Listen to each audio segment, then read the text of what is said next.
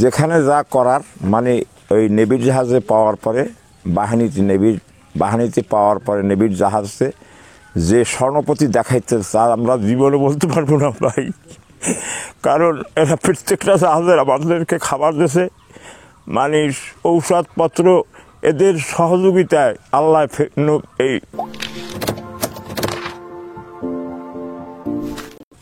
9 তারিখে তো আমরা বোট নিয়ে সব নিয়ে বাইর হয়ে গেছি। যাওয়ার পরে মানে উত্তরা কিছু বাতাস ছিল, বাতাসের কারণে আমাদের ফিশিং মানে বন্ধ করি না, ফিশিং চলতে রয়েছে। ফিশিং যখন চলতে রয়েছে 8 দিন ফিশিং করছি। 8 দিন ফিশিং করার পরে তখন মানে পূব এলাকায় সব জায়গায় মানে নামায়, বাহিরে, উপরে, মানে সর্বদিকে আমাদের কাছে আরও আলিপুরের অনেক পোর্ট ছিল। তারপরে মানে মাছ পোনার অবস্থা খুব পরিস্থিতি খারাপ, মানে 1-1.5 লাখ টাকার মাছ বড়ে হওয়ার পরে এখন মানে 8 দিন হয়ে গেছে, বাজার সাজার কমে যে আইসি। এখন মানে আমরা এই যে আপনার বয়া, যে এই পোড়ের যে বয়া চালনা বন্দরে, বয়ার কাছাকাছি আইসি আমরা গ্রাফি করছি, নঙ্গল করছি। নঙ্গল করার পরে মানে দুপুরে সবাই ভাত খাইছে, খাওয়ার পরে বিকালে আমার উদ্দেশ্য হলো যে 8 দিন হয়ে গেছে লম্বা জালের বোট হইল, মানে 10 দিন 12 দিনের উপরে বোট ওঠে না, কারণ ওটার বাজার খরচাই আছে 2 লাখ টাকা।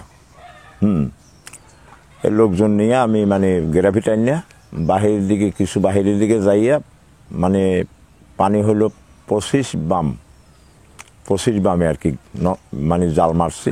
আরও 2টা বোট মানে আমাদের উপরে ছিল, উত্তর পাশে জাল মারিয়া যখন জাল টানা শেষ তখন মানে দেখি যে মানে 2,000-3,000 টাকার মাছ আইছে। আসার পরে আমি নামায় একটা বোট ছিল, আমি ওই বোটটা মানে চেক করতে গেছি ওরা মাছ পাইছে কিনা। ওই বোটটার কাছে কথা বললাম, হ্যাঁ কিছু পাইছি মাছ অল্প। তারপরে এর মধ্যে মানে মেশিনে মানে মেশিনের সাউন্ড খারাপ হয়ে মেশিন বন্ধ হয়ে গেছে। আমি তখন মিস্ত্রি ডাইকে বললাম যে কী খবর দেখো। এই উনি কইছে যে একটু অপেক্ষা করতে হইবে, মেশিনে কী হয়েছে দেখতে হইবে। মেশিনে মানে একটা শব্দ হয়েছে ভিতরে, দেখা মানে ওই রাত্রে আমরা কিছু করি নাই, রাত্রে মানে নঙ্গল করছি, নঙ্গলে মানে চয়ে গেছে গ্রাফিতে ধরে নাই, মানে 300 বামের মতো গ্রাফির কাছি আছে, সব কাছি দেওয়া, কিন্তু কাছিটা একটু মোটা ছিল, এর কারণে ধরে নাই। কিন্তু গ্রাফি চওয়াইলে বোট মানে পাতাল লইয়ে যায়, কিন্তু পাতাল লয় না, সোজা রয়েছে, কেউ বুঝতেই পারে না যে গ্রাফি চইয়ে গেছে। তখন গ্রাফি চইয়ে মনে করেন 30-35 বামে নামিয়ে গেছে, বেশি পানিতে নামিয়ে গেছে। নামার পরে আমি কইছি যে কাশি তো আর নাই, কিন্তু কাশি চিকন নিচে মোটা কাশি বিজায় গ্রাফি চইছে, এখন চিকন কাশি। আমি ওই 4 পিস জালের পুইন খুললে ফেলাইছি, জালে করে পুইন খুললিয়া গ্রাফি যখন আমরা দিছি, আবার নঙ্গল যখন আবার দিছি, তখনই মানে দিয়ে পানি মাপছি, তখন 50 বাম হয়েছে পানি। এই হলে আমরা মানে আওতা ছুঁইয়া অন্য আওতায় চলে গেছি, যেহেতু পানির রং ছিল কালো। যার ফলে কোনো বোট ওই গ্রাফিতেই আমরা 14 দিন রয়েছে ওই গ্রাফিতে, কোনো বোট, কোনো ট্রলিং, কোনো জাহাজ কিছু দেখতে পাই না।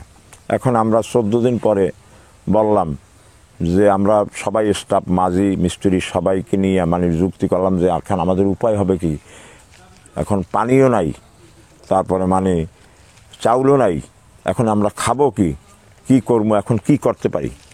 সবার পরামর্শ সবাই বললে যে মানে আমরা দাদা একটা কাজ করি, যে আমাদের ভাগ্য ঠিক এখন আল্লাহর উপরে ভরসা, আমরা বাদাম দিয়ে রাখি, যেই দেশে যায় আল্লাহ আমাকে, যেই দেশে নেই, এছাড়া তো আমাকে কোনো পথ নাই। এই শেষে অনুভয় হয়ে বাদাম দিলাম।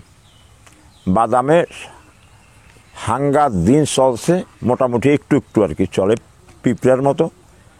বোট তো বড় বোট অনেক, তাইলে এই একটু কথা ফেলাই গেছি পিছনে, মানে এই মেশিনটা ছিল পুরান মেশিন, যেহেতু আমার জানা ছিল না, মালিকও আমাকে জানায় নাই, তারপর কোনো স্টাফ, আগের যারা স্টাফ ছিল স্টাফও বলে নাই।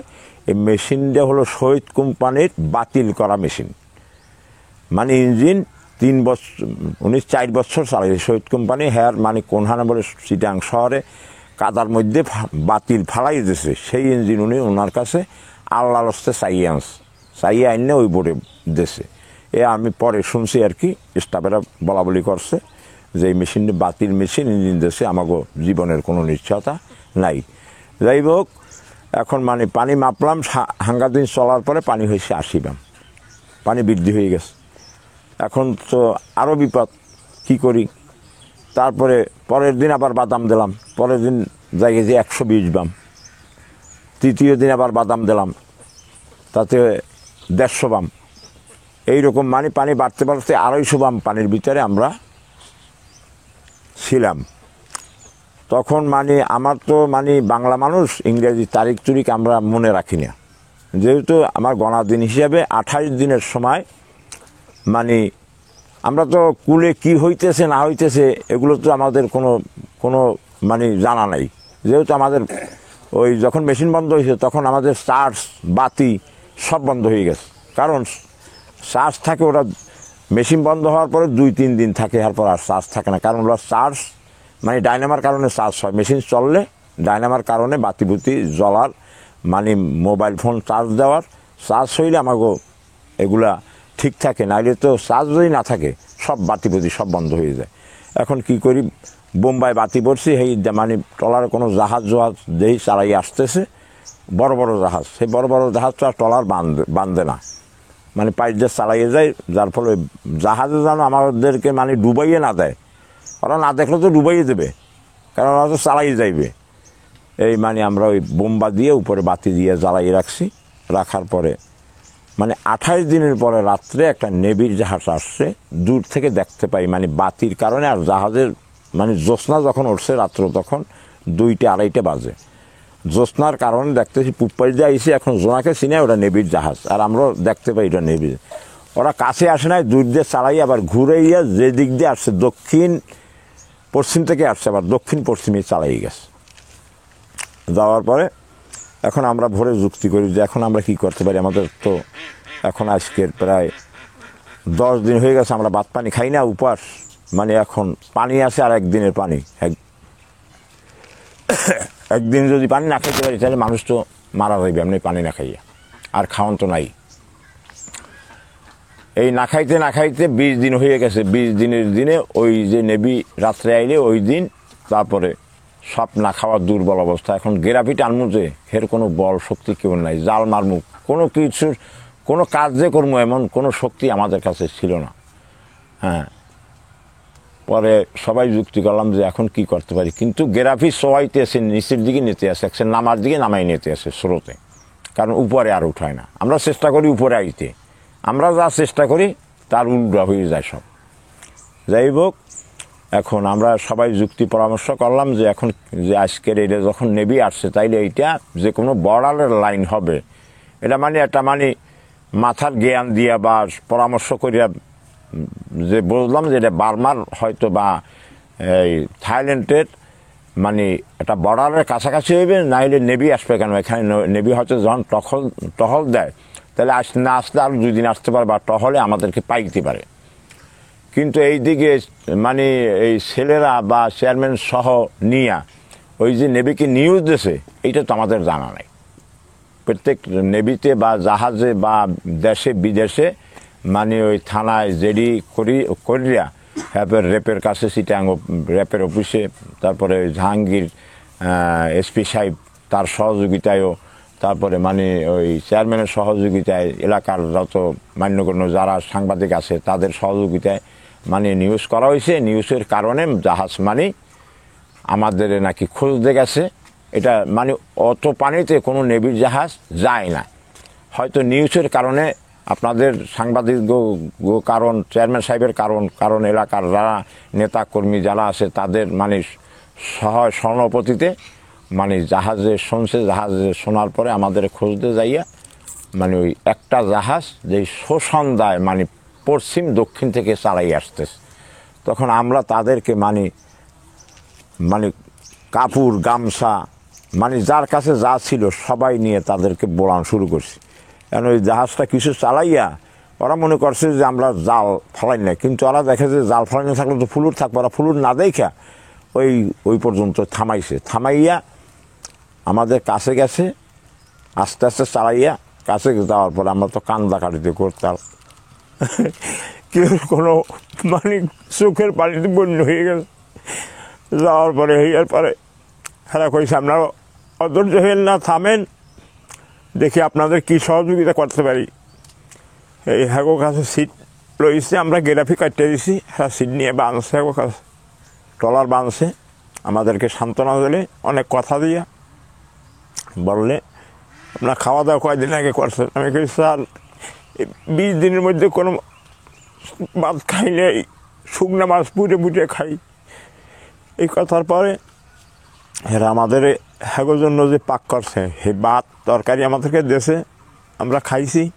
খাইয়ে মানে কইছে যে আপনাদের কোনো চিন্তা নাই, আপনাদের কুলে যাওয়া পর্যন্ত সব স্বর্ণপতি আমরা করবো, কোনো চিন্তা করবেন না, আপনাদের কোনো চিন্তা করবে না, কোনো মানে টেনশন করবে না। এই শেষে মানে এই কথা যখন কইছে, ওরা আমাকে 3 ঘন্টা টানার পরে ক্যাপ্টেন বললো যে সারেংকে, আমি কি স্যার আমি, কয় আপনার লোকজন নিয়ে আমার একটু কথা শোনেন, আমি বলি আপনি ঠান্ডা মাথায় শোনেন।